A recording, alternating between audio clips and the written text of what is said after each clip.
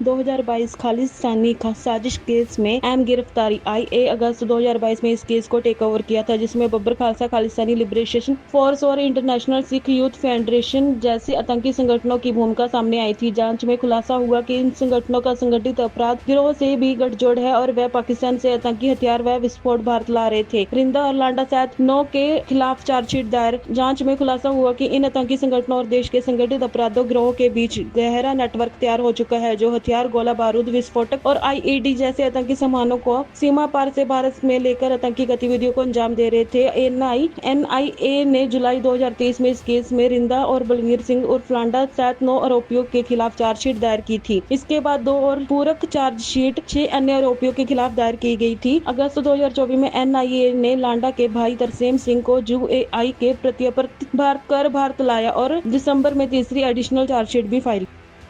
2022 खालिस्तानी साजिश केस में अहम गिरफ्तारी आई। अगस्त 2022 में इस केस को टेक ओवर किया था, जिसमें बब्बर खालसा, खालिस्तानी लिबरेशन फोर्स और इंटरनेशनल सिख यूथ फेडरेशन जैसे आतंकी संगठनों की भूमिका सामने आई थी। जांच में खुलासा हुआ कि इन संगठनों का संगठित अपराध गिरोह से भी गठजोड़ है और वह पाकिस्तान से आतंकी हथियार व विस्फोट भारत ला रहे थे। रिंदा और लांडा सहित 9 के खिलाफ चार्जशीट दायर। जांच में खुलासा हुआ कि इन आतंकी संगठनों और देश के संगठित अपराधों गिरोह के बीच गहरा नेटवर्क तैयार हो चुका है, जो हथियार, गोला बारूद, विस्फोटक और आईईडी जैसे आतंकी सामानों को सीमा पार से भारत में लेकर आतंकी गतिविधियों को अंजाम दे रहे थे। एनआईए ने जुलाई 2023 में इस केस में रिंदा और बलवीर सिंह उर्फ लांडा सहित 9 आरोपियों के खिलाफ चार्जशीट दायर की थी। इसके बाद 2 और पूरक चार्जशीट 6 अन्य आरोपियों के खिलाफ दायर की गई थी। अगस्त 2024 में एनआईए ने लांडा के भाई तरसेम सिंह को यूएई के प्रत्यर्पित भारत लाया और दिसंबर में तीसरी एडिशनल चार्जशीट भी फाइल।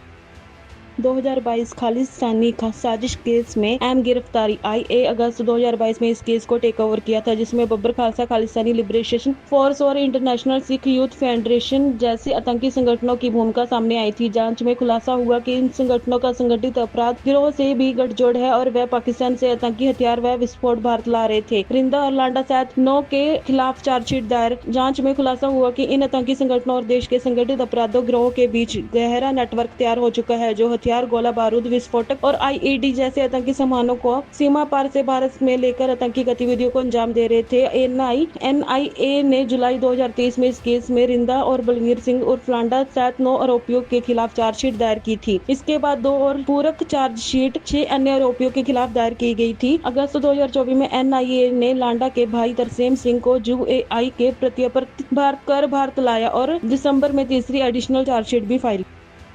2022 खालिस्तानी साजिश केस में अहम गिरफ्तारी आई। अगस्त 2022 में इस केस को टेक ओवर किया था, जिसमें बब्बर खालसा, खालिस्तानी लिबरेशन फोर्स और इंटरनेशनल सिख यूथ फेडरेशन जैसे आतंकी संगठनों की भूमिका सामने आई थी। जांच में खुलासा हुआ कि इन संगठनों का संगठित अपराध गिरोह से भी गठजोड़ है और वह पाकिस्तान से आतंकी हथियार व विस्फोट भारत ला रहे थे। रिंदा और लांडा सहित 9 के खिलाफ चार्जशीट दायर। जांच में खुलासा हुआ कि इन आतंकी संगठनों और देश के संगठित अपराधों गिरोह के बीच गहरा नेटवर्क तैयार हो चुका है, जो हथियार, गोला बारूद, विस्फोटक और आईईडी जैसे आतंकी सामानों को सीमा पार से भारत में लेकर आतंकी गतिविधियों को अंजाम दे रहे थे। एनआईए ने जुलाई 2023 में इस केस में रिंदा और बलवीर सिंह उर्फ लांडा सहित 9 आरोपियों के खिलाफ चार्जशीट दायर की थी। इसके बाद 2 और पूरक चार्जशीट 6 अन्य आरोपियों के खिलाफ दायर की गई थी। अगस्त 2024 में एनआईए ने लांडा के भाई तरसेम सिंह को यूएई के प्रत्यर्पित भारत लाया और दिसंबर में तीसरी एडिशनल चार्जशीट भी फाइल।